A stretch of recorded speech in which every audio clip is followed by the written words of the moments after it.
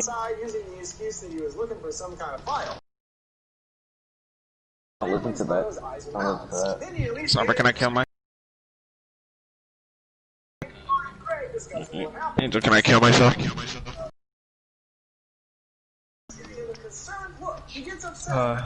The only thing is one person. What? Probably. Well, you said I can kill myself. Okay, bro. I know this is 300 damage, but one save. You're pretty toxic. No. Ryan's gay. How dare he taunt?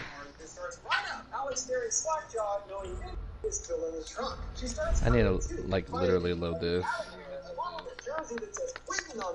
Well, that's pretty damning, Greg, and even know her location. The officer's saying that they're tracking her via GPS, but the signal gets spotty and disconnects. Now knowing who it was that rang them that they were following in that other scene. He comes across an old Airstream trailer with newspaper covering the windows, seeing lights on inside, looking through a hole in the paper. My hair is falling off. She steps in, coming to a back room and finding two boys tied up, begging for It sounded like you help. said niggers. Shut up, dude. You know I'm live streaming, so just basically they're hearing everything you're saying. He live streamed again? Yeah, why not? Oh yeah. Now recognizing who his latest victim is, muttering son of a bitch to himself. Everyone, Sombra is good. Not good either. Yes. Angel likes that. Angel likes fat cock. Yes, I do. No? The fuck? He does. I'm not gay. Obviously, is intended to make it look like they got into a firefight with a burglar, then to cover his tracks, fired You probably like that. and places the gun in her hand carefully with a towel. Yeah, see? I don't. All over it. He likes to watch children. Niggers. No, it's That's not nice. You're not funny, man. You're totally revealing. Watermelon. Ooh. You know what? I need those boards. I need those boards.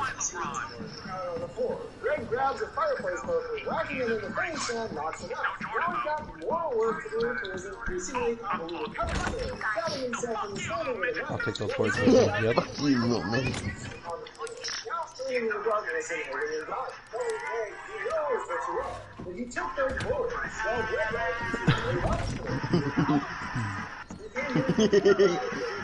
What are you watching, fool? This guy had a noose on himself, and he was on a chair, and he said, y'all thought I was gonna hang myself, and then he accidentally steps on the edge of the seat. Oh yeah, with the paper, I mean, with the toilet paper. He's like, No. he thought I was gonna hang like myself. an actual noose. And then he tips over the chair, and he chokes himself. How's that funny? Not funny, bro. Could have died, bro. Hey man, it's not funny, dude. It's toxic. Don't talk to bro. Actually toxic. Just That's where the joke goes.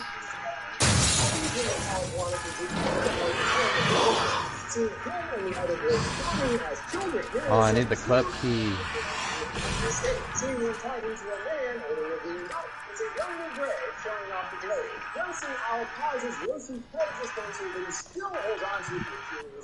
This means not only was Greg the Good thing I boarded that up. man once said.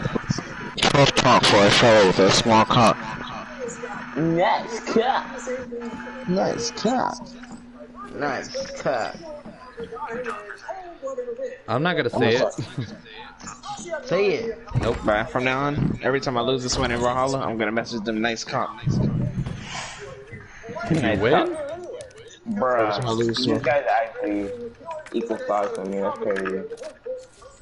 ends up not even mattering at all when you shift to Alec and Mindy's perspective. It becomes a much Toxic. Stumbled across a vintage Polaroid camera at a yard sale and happened to take some pictures of your friends, only to realize that it was a haunted camera with a ghost in it. Cops and kills you picture of. What could you do? video on Nerd Explains, I'll tell you how to beat the ghost. He just, but okay, whatever. It's KO me, I don't care. Made better decisions. Try to figure out if we can beat the Polaroid monster. For some reason, the fuck, man. decided to go through this mom's old stuff. PTV level devil also. They find her mom's old Polaroid camera and decide to snap a risque picture for a boy. You can take a picture of the Polaroid, though. Oh, dang. Just saying. The front past a jet, and the girl decides to stay in the creepy dark house at night by herself. One high school girl would do that.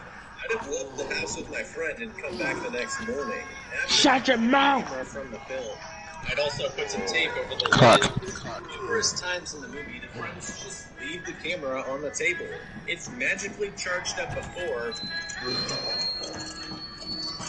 So what's to say it wouldn't take a picture by itself? If the camera was pointed at someone random, they'd be marked for death. This wouldn't stop the monster or save their lives, but it would prevent any more people from getting killed.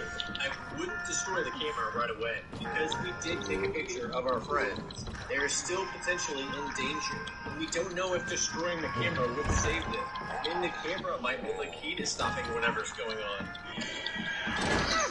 Well, despite what I just said, I burst the camera at the wall, hoping to break it, I guess. Some type of shockwave pulses out when the camera hits the wall. That's not normal at all. This camera ain't a normal camera, that's for sure. Considering what's here, scientists to study what the fuck is emitting a shockwave from it, and how both people that had their picture taken died in the same day. Surely it'd be easy to prove. I'll go through here now. All you need to do to prove it is throw the camera against the wall again. Bert goes to school, and her friend gives you the inside scoop on Avery's death. Apparently, they found her with her head completely turned backwards, exorcist style. There's still something in here.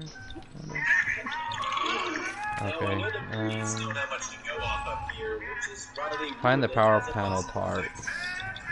Can't physically turn around 180 degrees and fall down the stairs. A broken neck. Real hard. A J. Gay person sounds like. That's something must be related to the Polaroids. It tells your friends her theory, how a shadowy figure was killing each person in the picture before moving to the next person. Hey, bro. Imagine Great Sword at 300 damage. Let's just say it's quite unmistakable that a supernatural Just imagine it. Alright, I'll imagine it. lighting it on fire. Oh my god.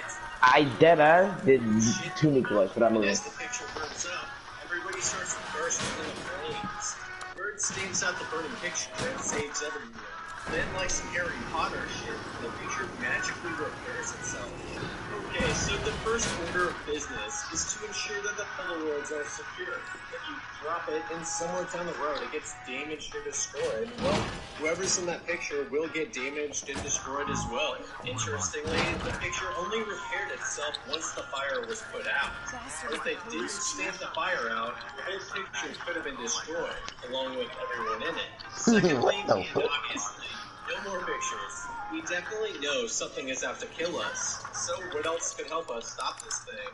Both Tyler and Avery were in dark, isolated areas. It's probably best to stay together and stay in well-lit public areas from now on.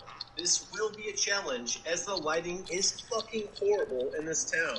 It has supernatural abilities, so we cannot assume that any modern weapons or barriers could stop it.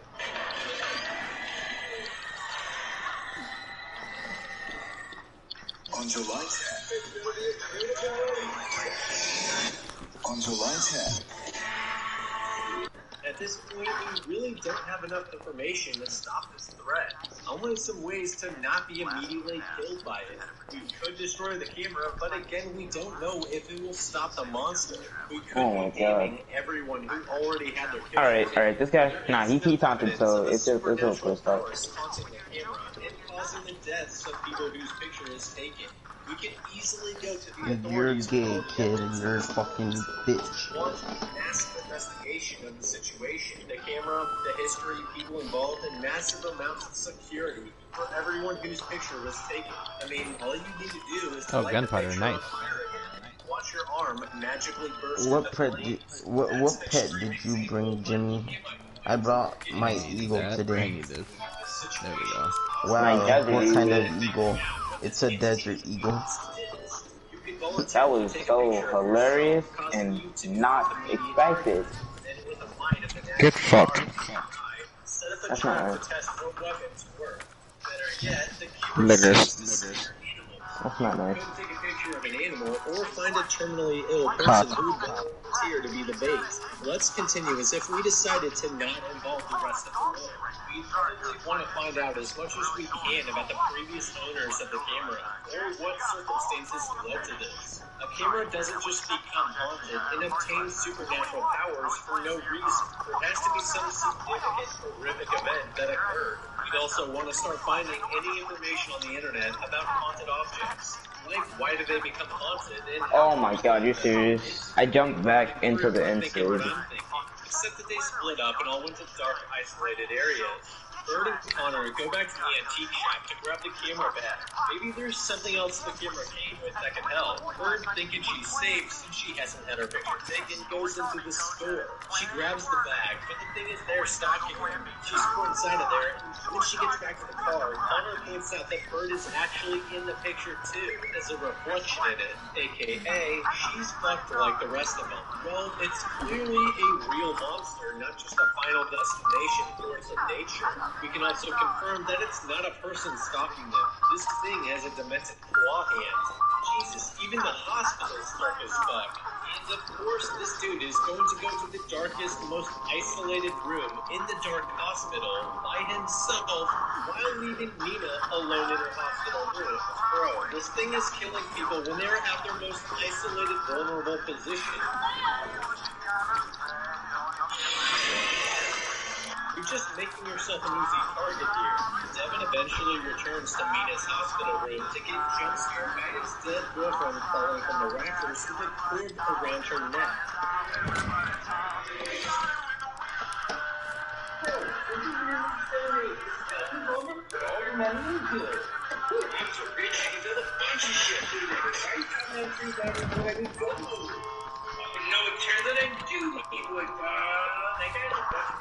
My neighbor, that means where the blackberry looks like.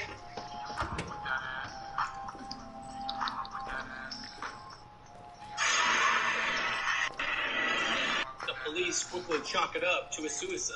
Excellent work, boys. Let's back it up and go home. Nina's death could have been avoided if they stuck to well-lit public areas and stayed together.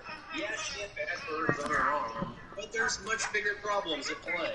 You know, like a killer ghost stalking them. Normal, well-lit hospitals would typically be fine, but in this town, it's about as safe as a crack house.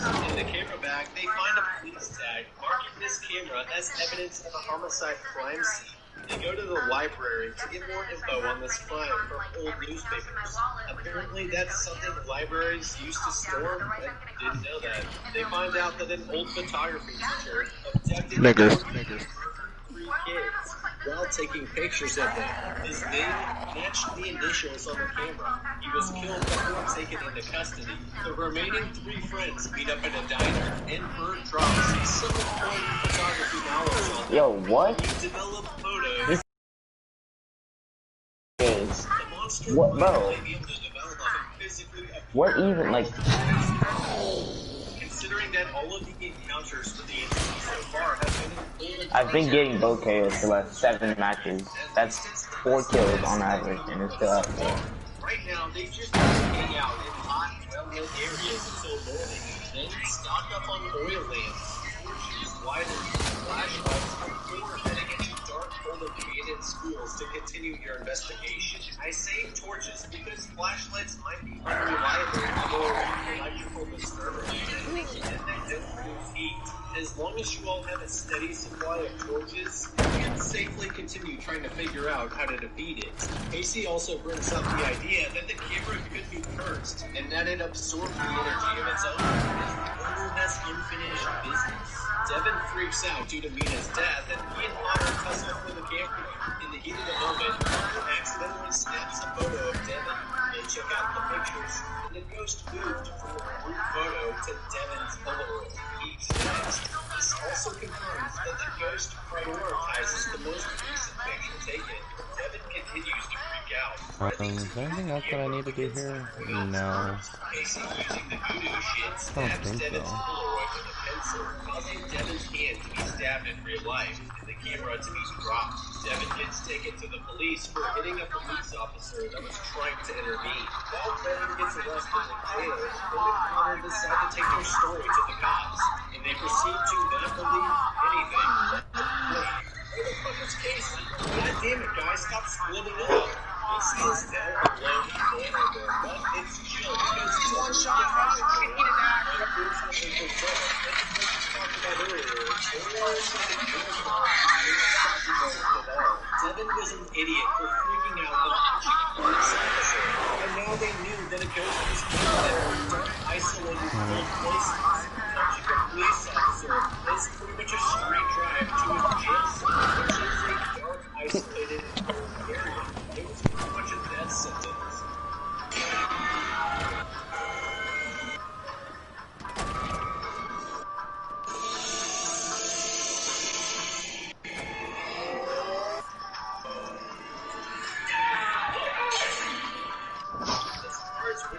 To survive in that situation, well, anything to get out of a cell as soon as possible. I'd start hurting myself and beating my head against the wall. The police would have to put me on 24/7 monitoring or take me out of the cell. Look at this. The real big brain move would have been to hide my lighter in my underwear or ass if necessary.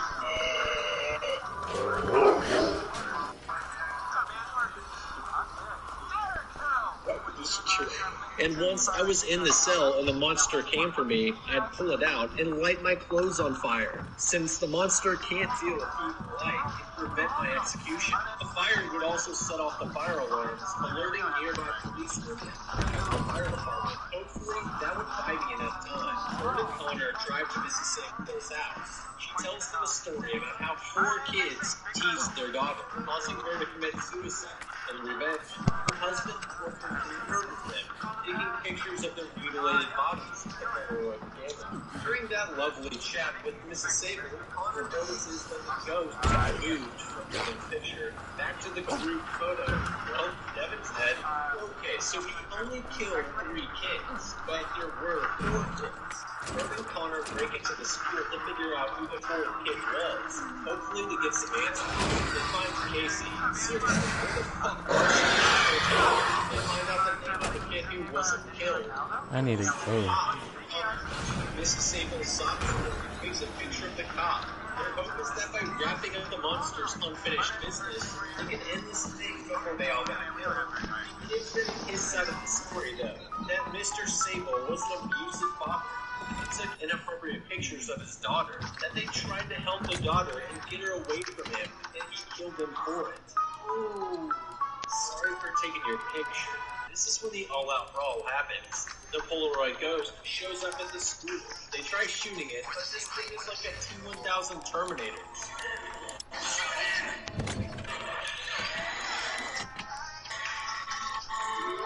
Like the picture, unless the thing is fully destroyed, it will just prepare itself. And it can shape its arm into a sword. Side theory, Bird is the leader of the resistance, and John Sable is actually a Terminator sent from the past to kill her. Sending Terminators back from the future is just too predictable at this point. The ghost grabs the cop's picture, and using the voodoo shit, rips the Polaroid of the cop in half, splitting him in 2 in real life. If they had gotten the torches and flashlights like I had mentioned earlier, they could have avoided the cop's death. Once the monster shows up, light the torches and shoot the flashlights at it. They should dissolve the monster for now, and then recover the Polaroid and keep it safe. Bird and Casey get run for the showers to turn up the heat. It's stopped the monster like Bird said it would. I have to go through there, so... With her finishing move, takes a picture of the fully formed monster. What is it? Or the part that looks like fucking... I think I saw it here before. It's like the black guy with the wig on or whatever.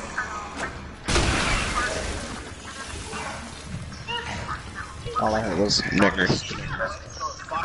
Since the picture only repairs itself once the damage is stopped, letting the entire picture burn up in the ashes causes the ghost to be completely incinerated, stopping it for good. You can see that the ghost is gone from all the other Polaroids too. Actually, the monster was going to have to kill itself, since it killed whoever had their picture taken. But nope, you have to take its picture and voodoo it. I think Bird got it pretty lucky here. This strategy could have easily not worked.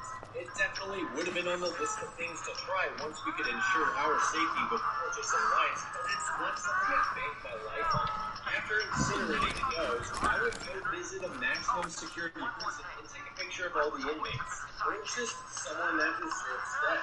Then send an alert through any mentions of their death, just in case we didn't kill the monster. We'd be able to get a little forewarning. Who would you take a picture of? Let me know in the comments. To recap, I think we could save some people and beat this entity. While the first girl, Tyler and Avery, were all toast, the rest could have been saved if they made some better decisions. Even though it wasn't 100% clear it would work, staying in well-lit public areas and staying together is an incredibly obvious, reasonable, and effective strategy. They argue for and against taking the camera to the authorities. On one hand, they can help you figure out what's going on and give you the resources to fight the monster. But there'd also be a lot of interesting technology that can implement. On the other hand, the CIA gained a super weapon for their assassination program.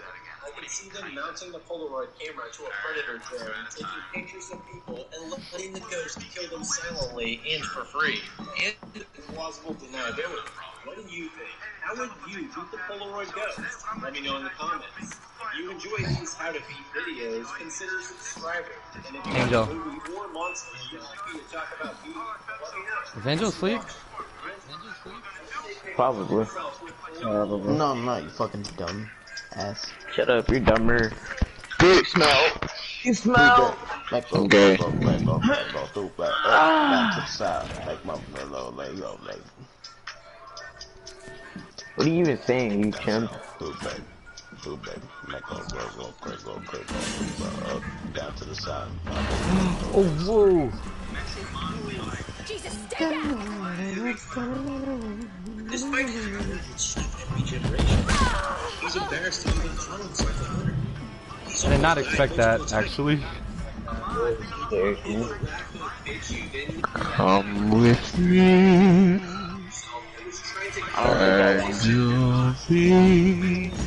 I don't know, man. You sound like a stranger. My mom told me not to talk to strange people. No. Your imagination. That doesn't sound like a child-friendly thing. Well, I mean, he does start the song off by saying close your eyes. Back up ass. Thick mist suddenly rolled into your town, and anyone who entered got slaughtered. What would you do? In this How to Beat video, we'll follow the characters, see if we can make better decisions, and ultimately attempt to beat Sombra. evil Smog. What? You should play rank 2 with me, Let me know in the Sombra. comments. If you like these How to Beat videos, consider subscribing. We start out following them. You should play rank 2s with him, son, bro. There's a pretty Sombra. wicked storm raging outside. I promise I got better. Took his family downstairs because the storm sends a massive tree through their front window. It also knocked out all the power and cell Wow, service. Sombra wants to ignore you, that's crazy. What did you say, Sombra? While observing their completely I don't That you don't love me anymore? That's what I heard. Oh my god, bro. I keep having to leave a fucking match. I keep having to lose a fucking match because I can't seem to get their weapon. The other team's weapon.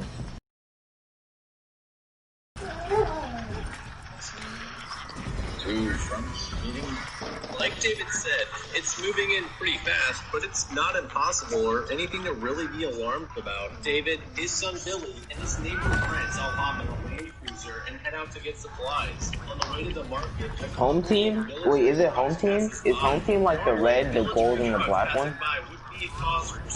Yo! Yeah. Home team on Jay Yoon is really good. Yeah.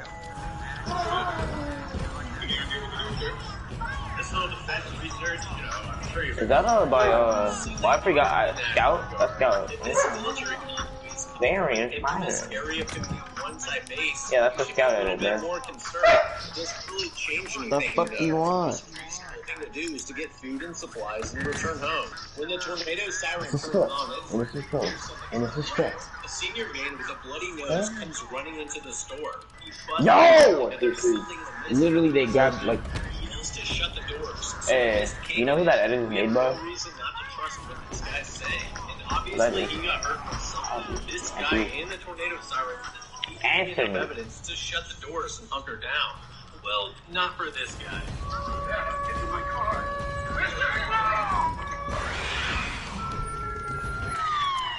Oh, dang it, dude. Really?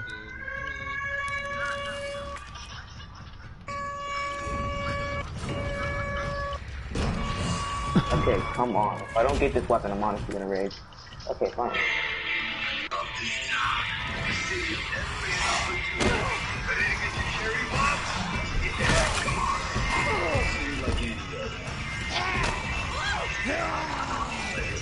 Can you dig it? Are you freaking serious?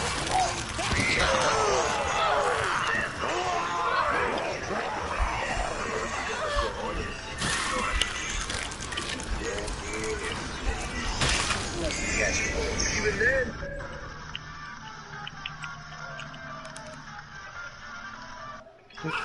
Oh my god. Honestly, running to your car to drive away from the fog is pretty reasonable, depending on your car's location, how far away the fog was, and how fast it's rolling in, how fast you can run, or if you have James Bond's BMW with its smart summon feature. It's Britney, bitch.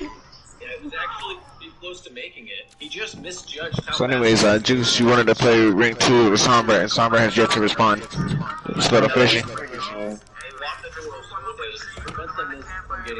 Hold on. I'm just slicing fully. Hey, why are you being such a bully, man? Hold on, give me a second. Now he wants you to give him a second. Just I gave you a second. Look where it's my turn! With the senior man talking about something taking John Lee, it seems more like we're dealing with some kind of predator. I'd cover my face with some cloth to prevent inhaling the gas. Grab a knife and get someone who knows the store layout so we can move through the building, checking all the windows and doors to make sure they're sealed and locked. It might be good to take inventory of exits, escape plans, basements, or anywhere else that can be used as a fallback if anything This happens. guy's trash! So gas can't see through the cracks, as well as turn off the HVAC system and seal the vent. This also might be a good time to ask the servers trapped in here if they know anything related to what's going on. Hopefully they know something that we could use to help us survive better. Wow, that's so profound and intelligent. So glad I'm locked in here with you. Man with the large mustache seems to think that this was caused by the chemical mill exploding. Explosions could cause some shakes, but we'd probably just get hit with a distinct shockwave from one direction. With how long this was, it's definitely an earthquake of some sort. We should probably keep those fallback rules in mind, in case another earthquake breaks the massive fragile windows of the storm. I can't stay here. I gotta get home. Hey, I got a sidekick. I'd say Yeah. knock yourself out. She's basically volunteering to be our guinea pig to test exposure to the mist. Since we still don't know if the gas is toxic, we really can't let her leave, as it could injure everyone inside. 1 out of 10 because this wasn't like a mid-picture thing. This was like I put my foot in that position, thinking I look like I'm like carelessly like tanning by the pool. Well, now we know the gas does not immediately kill you, nor was it what killed Mr. El Camino. In the meantime, good things to do would include cleaning up the aisles, tallying up the food and drink Wait, did I get that badge already? Or do I have to go back and get the badge? And estimating rations, assessing the medical needs of the people, and figuring out how long the backup generators can last. The list is seemingly dangerous to venture into, but it doesn't appear to be supernatural or anything. With all the communications being down, the best thing to do is shelter in place unless you absolutely need to leave. With the changing weather patterns, the fog should dissipate within a day or two at most. Feeling well. Thumb mentally shutting down. One of the ladies thinks that he's in shock, but Billy hasn't suffered any physical effects. He's actually showing symptoms of acute stress disorder. He's fatigued, emotionally unresponsive, and the thumb sucking is indicative of age regression, which is a defense mechanism to protect against stress from traumatic events. A blanket won't hurt, but keeping his mind on things he can control is probably better. The best therapy for acute stress disorder is exposure-based therapy, which is something we really can't do right now. Instead of blankets, David finds out that the store's generator is burning up, so he shuts it off. Can someone smack this bitch already? David hears something outside of the window.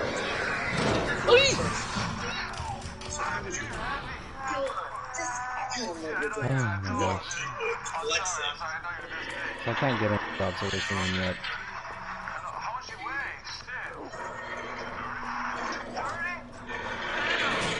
In reality, it's almost like pushing the lead too. Get the hell out of there.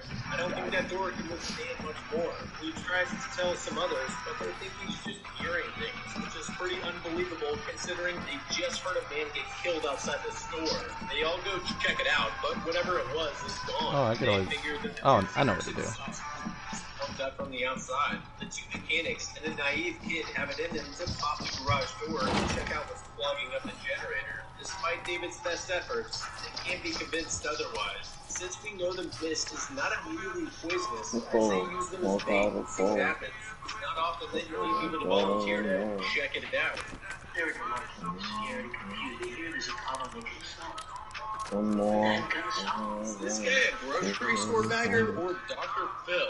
They open the door, but the fog seems to be unable to flow into the indoor spaces. From everything we've seen, standing back and keeping your exits out in mind is the best of all. The tentacles start wrapping around the teen and squeezing in like a python. At a certain point, you just gotta chuck this dude who's a loss and back out of there. As soon as more tentacles show up, he's out and drop the garage door.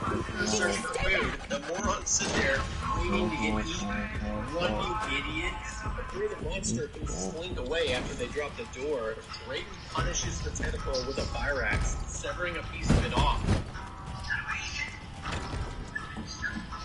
How about shoving the fucking severed tentacle, the now missing kid whose blood is on your shirt, in the 3 witness accounts that you have?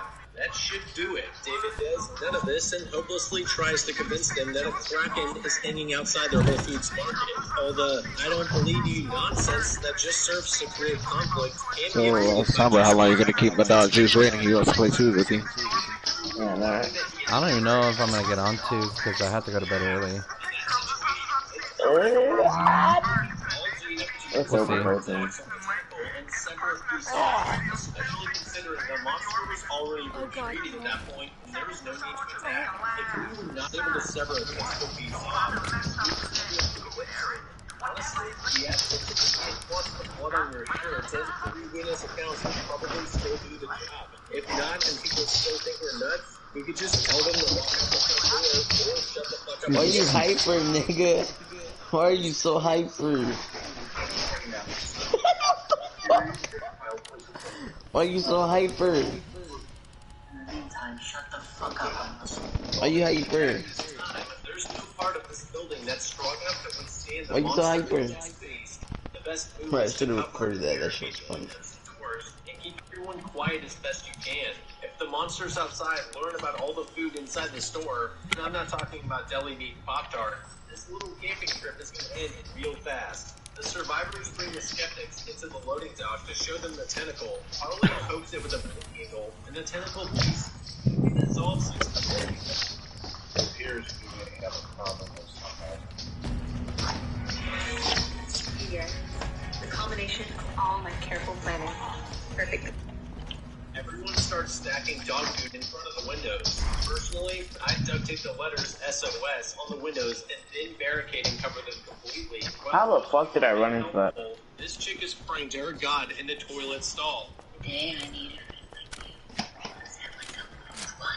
You pussy bitch. She's crazy and a bitch. Definitely one to keep an eye on. Loose cannons like this woman are dangerous. We have been mocking him far too long. Will someone please hit this lady in the face really fucking hard? Thank you. Damn it. In her purse. Apparently always a state champion argument. So they hit and go to him. Brent and his crew decide to risk it by heading out in search of help. Drake wants him to carry a rope line, so they can see how far he makes it. Not sure how much this would accomplish. The monsters could be lurking anywhere out there. Even if he makes it 100 feet, that doesn't mean you will. Mr. Harley says he'll do it because the neighbor would probably be a punk anyways. He's gonna go for the shotgun as well. Cool, but we don't need the shotgun. It's clear that leaving the shelter is insanely risky. Also, notice how incredibly quiet it is outside the store. There's no cars, screams, animal noises, nothing. The outside has been sterilized of life as far as we can know. Unless there's an immediate emergency, there's no need to leave right now. If I was in a group wanting to leave with Brent, it makes the most sense to use one person to check it out first. And I'd let Brent and his crew test it out before Harley went for the shotgun. I'd also consider trying to use a bait by fishing some Tyson chicken out into the parking lot. If a monster was out there, you'd go for it, and then you'd have proof.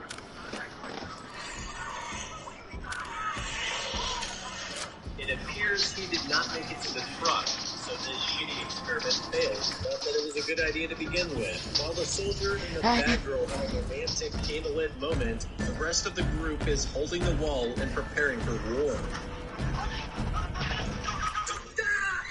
It's obvious the light is attracting them. Turn them off and get away from the windows. They should have blinded the windows and kept quiet to begin with. I'm getting reminiscent of that huge mosquito from Jumanji that gave me nightmares as a kid. Oh great, more lights. It's like they want to be found and eaten by monsters. No shit. I guess the mechanics didn't get the memo because they started turning on all the emergency lights. That would be a good time to find that storage closet to get away from all these idiots. It's all fun and games until pterodactyl-looking monsters start hunting the big bugs, causing the glass to break and the mist monsters to pour into the store. Everyone starts getting brutally murdered. All they can do is try to plug the hole. The religious chick gets saved, but it's probably because this insect is not a meat eater, considering the proportions of its mouth, and only uses that stinger as a defense. What's safer is not freaking out. Ollie saves the kid with a well-placed shot, and they finish off the rest of the creatures before counting their dead, starting with Salad. She told us something about Yeah, forecasting that people will die in the apocalypse does not really make you a prophet. Now would be a good time to double tap the dead monsters, triage the wounded, dispose of the dead by tossing them outside or in the garage. Okay, I'm done for the night. I'm done with it. I'm in.